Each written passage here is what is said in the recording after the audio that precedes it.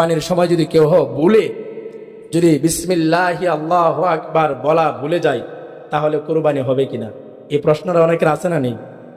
কারণ আমি কোরবানি দিলাম কিন্তু কোরবানির সময় গরু এটাকে ধার থেকে শোয়াইতে যায় এমন হই হুল্লা হয়েছে, এমন হল হট্টল হয়েছে, হওয়ার কারণে আপনার মন মস্তিষ্কে একটু বিকৃত হয়ে গেল, বিকৃত হয়ে গেল, কিন্তু আপনি এখন বিসমিল্লাহি আল্লাহু আকবার বলতে আপনার মনে নাই।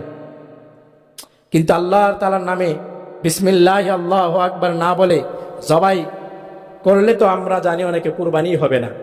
হ্যাঁ, ভুলবশত যদি কেউ কোনো ইমানদার কোনো মুমিন যদি ভুলবশত বিসমিল্লাহি আল্লাহু আকবার না বলে জবাই করে, মানে ভুলে, যদি সে মুসলমান, যদি সে ইমানদার, তাহলে তার কুরবানি হয়ে যাবে। কুরবানি কি হয়ে যাবে?